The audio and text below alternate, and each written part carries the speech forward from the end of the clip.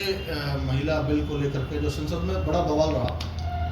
देखिए, बवाल तो नहीं कहूँगा, मैं इसे कहूँगा एक बीजेपी का चुनावी स्टंट है। क्योंकि आप लोग जानते हैं कि महिला बिल तो 2023 में पास हो चुका था और इसको ऐसे के ऐसे वो पारित कर दें। कांग्रेस की ये मांग है कि इस रिजर्वेशन को जितनी सीटें हैं उन्हीं पे देना चाहिए और कांग्रेस फुल सपोर्ट में है। इसकी बात आ जाती है डीलिमिटेशन की। जी, ये महिलाओं के नाम लेकर डीलिमिटेशन करना चाह रहे हैं और हर स्टेट की और असेंबली की बाउंड्री ड्रॉ करना चाह रहे हैं। ये हर किसी को कॉन्फिडेंस में लिए बिना नहीं हो सकता।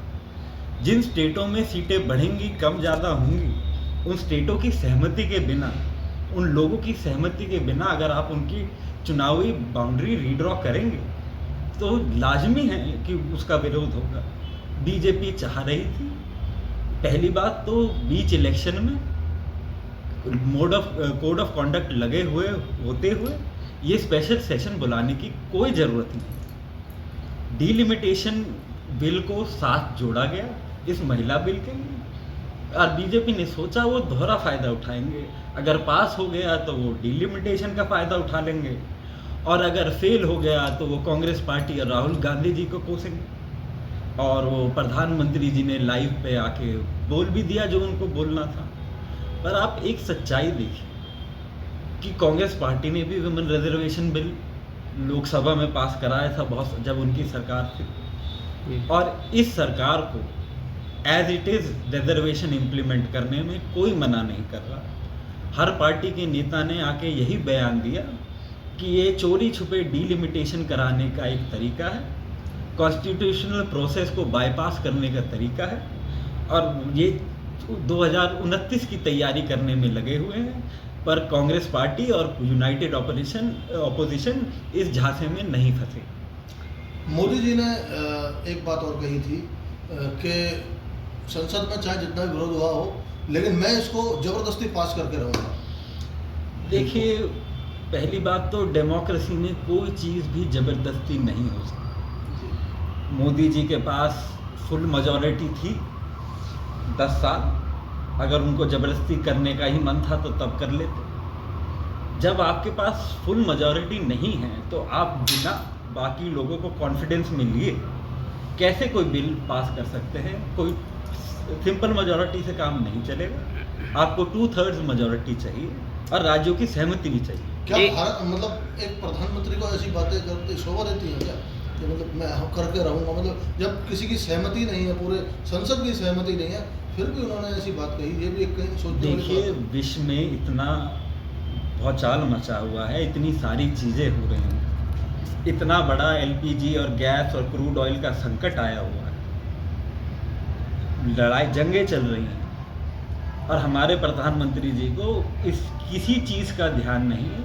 वो सिर्फ स्टेट इलेक्शन और ऊंची राजनीति करने में लगे हुए हैं। उनको देश के बारे में सोचना चाहिए, ना कि सिर्फ बीजेपी के बारे में। एक बात करें कि ऐसा विभाग कहीं है जिसमें ठेकेदारी ना हो, और ठेकेदारी है तो वहाँ रिजर्वेशन कहाँ मायने रखता है? देखिए, पहली बात तो सरकारी नौकरियां ही कम हो रही हैं। जी, सरकारों की लगातार कोशिश रही है कि लोगों को पेंशन ना दें, चाहे वो अग्निवीर हो, जी, चाहे आप गेस्ट टीचरों की भर्ती हो। हर स्टेट में ठेके पर वर्कर लेना और उनकी पेंशन ना देना, ये सरकार का मंशा हो गई है। जब सरकारी नौकरी नहीं होगी तो रिजर्वेशन देने की ज़रूरत नहीं पड़ेगी। एक और बात करें कि हरियाणा में जो गवर्नमेंट है अभी बीजेपी की, HKRN लाई है और हरियाणा की जनता पहले भी स्वीकार लिया और फिर भी स्वीकार रही है। तो जनता के लिए क्या कहेंगे कि एक तो ठेकेदारी थोप रही है और उसी को जो ठेकेदारी थोप रही है उसी को फिर से राजा बना रहे हैं। देखिए, HKRN में जी, आप मानेंगे 90% भाजपा के वर्करों को नौकरी मिली हुई है। जी, आप रिपोर्ट चेक कर लीजिए। ये एक सिर्फ अपने लोगों की नहीं, जो मदद। भाजपा के भी वर्कर हैं वो भी ठेकेदारी में पिस रहे हैं, तो फिर ऐसी ठेकेदारों की गुलामी करके ऐसी सरकार लाने का फ़ायदा क्या कितना उनको फ़ायदा मिल जाएगा? जी सर। देखिए, कहना तो नहीं चाहिए पर मुझे तो लगता है ये बड़े इंडस्ट्रियलिस्ट को बेच चुके हैं ये पूरे देश। सिर्फ उनकी मर्जी चल रही है, जो अंबानी अदानी कहेंगे वही इस देश में होगा, बाकी जनता की कोई ज़्यादा पूछ नहीं होती। यानी कि भाजपा के नेता और जो वर्कर हैं, जो कार्यकर्ता हैं, वो कहीं ना कहीं गुलामियाँ स्वीकार ली उन्होंने। देखिए जी, मैं भाजपा HKRN के खिलाफ किसी ने आवाज़ नहीं उठाई, क्योंकि सरकार खुद बनाई और खुद वहीं पे गुलामी करने लगे ठेकेदारी की। देखिए गरीब आदमी कहाँ जाए, जी ज़रूरतमंद आदमी कहाँ जाए। जी आप उस पे आ जाइए सीधा अग्निवीर पे। जी। कोई स्वाभिमानी युवा क्या अग्निवीर बनना चाहेगा? पर जब पेट की भूख उमड़ती है तो वो कुछ भी कर जाएगा। आज देश की हालत ऐसी हो गई है कि छोटी मोटी जो नौकरी मिले, जो मिल जाए, जनता उसको लपकने की कोशिश कर रही है और अपना जीवन व्यापने की कोशिश कर रही है। आम जो जन है वो मतलब एक होड़ मच गई है, लोगों में अपने अपने घर लौट रहे हैं। देखिए जब गैस नहीं होगी, जब काम का आगे पता नहीं होगा, काम मिलेगा नहीं मिलेगा, डेली वेज लेबर कहाँ जाएगा?